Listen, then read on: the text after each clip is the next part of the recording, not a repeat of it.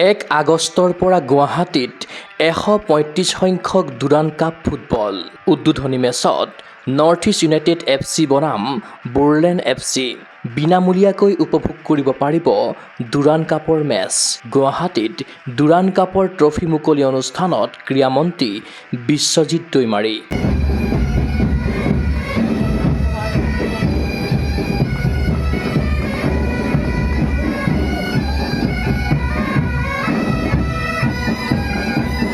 অহা 1 আগষ্টৰ পৰা মহানগৰীৰ অৰ্জুন ভোগেশ্বৰ বৰুৱা ক্ৰীড়া প্ৰকল্পৰ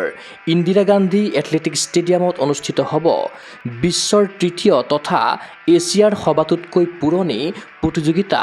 দুৰান্দ কাপ ফুটবল। দুটা ছিজনৰ বিৰতিৰ পাছত এইবাৰ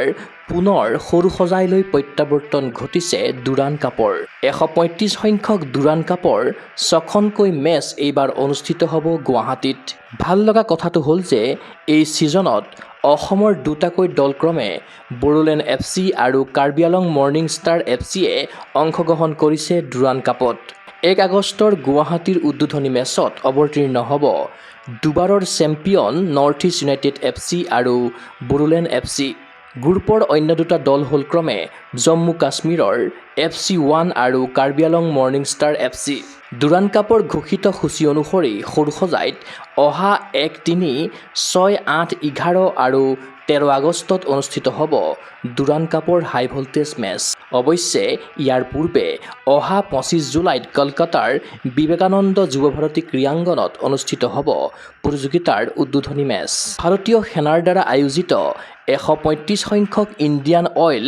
দুৰান্দ কাপ ফুটবলৰ তিনিওটা ট্ৰফি বৃহস্পতিবাৰে গুৱাহাটীৰ তাজ ভিভান্তাত আয়োজিত এক অনুষ্ঠানত মুকলি কৰে ক্ৰীড়ামন্ত্ৰী বিশ্বজিৎ দৈমাৰীয়ে। লগতে ট্ৰফি যাত্ৰাৰ ফ্লেগ অফো কৰে ক্ৰীড়ামন্ত্ৰীগৰাকীয়ে। ইয়াৰ পাছত অসম বিধানসভা ভৱনৰ চৌহদ আৰু বীৰ লাচিত বৰফুকনৰ প্ৰতিমূৰ্তিৰ স্থানত প্ৰদৰ্শন কৰা হয় দুৰান্দ কাপৰ ট্ৰফি। শুক্ৰবাৰে IIT গুৱাহাটী আৰু চিটি চেণ্টাৰত প্ৰদৰ্শন কৰা হ'ল 135 সংখ্যক দুৰান্দ কাপৰ ট্ৰফি। গুৱাহাটীত ফুটবল অনুৰাগীয়ে বিনামূলীয়াকৈ কেৱল প্ৰৱেশ পত্ৰ সংগ্ৰহেৰে উপভোগ কৰিব পাৰিব দুৰান্দ কাপৰ মেচ। ট্ৰফি মুকলি অনুষ্ঠানত এই কথা জনালে ক্ৰীড়ামন্ত্ৰী বিশ্বজিৎ দৈমাৰীয়ে। এইটো আৰম্ভ কৰা হৈছে আৰু বিভান্তাৰ পৰা আৰম্ভ কৰি এতিয়া বিভিন্ন জাগাত যাব, অসম বিধানসভাতো যাব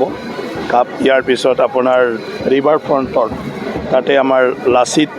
বৰফুকন বীৰ লাচিতৰ ষ্টেচু তাতেও যাব। ইয়াৰ পিছত অহাকালি IITতো যাব ডিছপ্লে। ইয়াৰ পিছত চেণ্ট্ৰেল মলতো কৰা হ'ব। আমাৰ কাৰণে সৌভাগ্য দুৰান্দ কাপৰ নিচিনা এটা ঐতিহাসিক যিটো ফুটবল টুৰ্ণামেণ্ট আৰু যিটো 135তম হ'ব এইবাৰ, আৰু যিটো কণ্টিনিউৱাছলি আমাৰ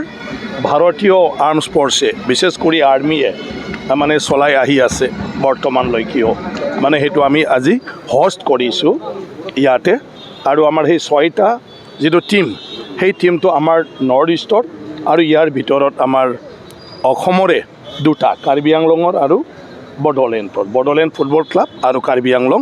ফুটবল ক্লাবো আছে। সেইটো আমাৰ কাৰণে খুব মানে ভাল আৰু উৎসাহজনক যে দুৰান্দ কাপৰ এতিয়া অসমৰ 2টা ফুটবল টীমে মানে খেলিছে। তো আহি থকা দিনত আৰু পাৰিব। আগতেও হৈছিলে কিন্তু যোৱা 2 বছৰ মানে কোকৰাঝাৰত কৰা হৈছিলে, আৰু এতিয়া গুৱাহাটীতে হ'ব। গোটেই 6খন খেল হ'ব আৰু আমাৰ মানে জম্মু কাশ্মীৰৰ এটা টীম আহিব ফুটবল ক্লাব। ইয়াৰ পিছত আমাৰ নৰ্থ ইষ্ট ফুটবল ক্লাবটো আছে, আৰু ইয়াৰ পিছত কাৰ্বি আংলং আৰু বড়োলেণ্ড। হয়তো মোৰ সৌভাগ্য যে আজি দুৰান্দ কাপটো ইয়াতে হোষ্ট কৰিব পোৱাটো এজ এ মিনিষ্টাৰ। তাৰ কাৰণে মই ধন্যবাদ জনাওঁ আমাৰ মানে আৰ্মছ ফ'ৰ্চক, যিটো তেওঁলোকে অৰ্গেনাইজাৰ হয় আৰু আমাক হোষ্ট কৰিবলৈ দিলে। আৰু আমাৰ মুখ্যমন্ত্ৰী ডক্টৰ হিমন্ত বিশ্ব শৰ্মা ডাঙৰীয়া তেখেতে সেইটো আপোনাৰ দায়িত্ব ল'লে গুৱাহাটীত হোষ্ট কৰাৰ কাৰণে, আৰু আমাক স্পৰ্ট বিভাগত এতিয়া দায়িত্ব দিলে। গতিকে সেইটো জীৱন্তত এইবিলাক সৌভাগ্যৰ কথা। আমাৰ এটা ভাৰতৰ গৌৰৱ, ভাৰতীয় মানুহৰ গৌৰৱ, আৰু এটা মানে কি কয় এছিয়াৰে প্ৰথম ফুটবল মানে টুৰ্ণামেণ্ট, এইটো আমি ইয়াত হোষ্ট কৰিব পোৱা, ইয়াৰ লগত মানে সম্পৰ্ক হ'ব পৰাটো। ৰাইজৰ চোৱাৰ ক্ষেত্ৰত এইবাৰ মানে টিকেটৰ মূল্য নাথাকিব, কিন্তু এণ্ট্ৰি পাছ হ'ব, মানে চিট বহাৰ এইবিলাকৰ কথা আছে সেইটো কাৰণে এণ্ট্ৰি পাছ দিয়া হ'ব গতিকে এণ্ট্ৰি পাছটো অনলাইনতো পাব আৰু এণ্ট্ৰি পাছটো আমি চাওঁ কোনোবা যদি ইচ্ছুক লোকসকলে ল'ব বিচাৰে তো আমাৰ ষ্টেডিয়ামৰ পৰাও ল'ব পাৰিব আৰু আমি চাওঁ এক দিনত যে আমি ক'ত ক'ত দিলে ৰাইজে সহজ হয় এই ডুৰাণ্ড কাপটো চাবৰ কাৰণে এণ্ট্ৰি পাছ লোৱাৰ ক্ষেত্ৰত তেনেকুৱা ধৰণৰ কিছুমান জাগা কিছুমান পইণ্টত মানে সেই এণ্ট্ৰি পাছটো দিয়া হ'ব ট্ৰফি মুকলি অনুষ্ঠানত ক্ৰীড়ামন্ত্ৰী বিশ্বজিৎ দৈমাৰীৰ উপৰি উপস্থিত থাকিল ৰাজ্য চৰকাৰৰ ক্ৰীড়া বিভাগৰ সচিব কে.জে. হিলালী সঞ্চালক অংকুৰ ভৰালী মেজৰ জেনেৰেল দীনেশ কুমাৰ সিং অমিত ধৰ ব্ৰিগেডিয়াৰ অনুপম শৰ্মা আৰু নৰ্থ ইষ্ট ইউনাইটেড এফচিৰ ষ্ট্ৰাইকাৰ অসমৰ প্ৰতিভাৱান ফুটবল খেলুৱৈ পাৰ্থিৱ সুন্দৰ গগৈ আয়োজকৰ হৈ ঐতিহ্যমণ্ডিত ডুৰাণ্ড কাপৰ ইতিহাস সোঁৱৰিলে ভাৰতীয় সেনাৰ উচ্চ পদস্থ বিষয়াই एक इंडियन आर्मी का एंडेवर है कि जो हमारी 135 साल की ट्रेडिशन है उसको बढ़ाएं और इस सुंदर गेम को उस इंडिया में उस लेवल तक प्रमोट करें ताकि जहाँ पे हम भी प्राउडली कह सकें कि भाई हम भी एक फुटबॉल के एक पावर हाउस हैं जैसा हाल क्रिकेट में है जैसे क्रिकेट में है उसी तरह से हम भी चाहते हैं कि ये इंडियन आर्मी के जरिए एक छोटा सा पहल है इंडियन आर्मी की जैसा आपको मालूम है इंडियन आर्मी ने पहले भी काफ़ी कुछ किया था मिशन ओलंपिक्स उसके अलावा फिर स्पोर्ट्स के नोट्स बनाए एंड जो ओलंपिक्स और एशियन गेम्स या बाकी वर्ल्ड एथलेटिक्स चैम्पियनशिप्स वगैरह में काफ़ी मेडल्स हैं जो आर्मी पर्सनल्स को मिले हैं और सिर्फ आर्मी पर्सनल्स ही नहीं कोशिश ये रहती है कि जहाँ पे भी अपना हम कुछ कर पाएँ स्पोर्ट्स की बढ़ोतरी के लिए वो हर लेवल पे किया जाता है और डुराण्ड कप भी इसी श्रृंखला का हिस्सा है क्योंकि जैसा मैंने बताया 135 साल की हिस्ट्री और माननीय राष्ट्रपति महोदय ने पूरे ओवर दीज इयर्स इसको सपोर्ट किया है तो ये हमारा कर्तव्य है कि हम इसको बढ़ावा दें और पिछले 2019 से जब से ये ईस्टर्न कमांड में आया है और पूर्वोत्तर राज्यों में ये कॉम्पिटिशन्स हुए हैं तो उसको बहुत ही बढ़ावा मिला है और इस साल एक नया वेन्यू बना है रांची क्योंकि पिछले बार झारखंड में जब जमशेदपुर के अंदर ये टूर्नामेंट हुआ था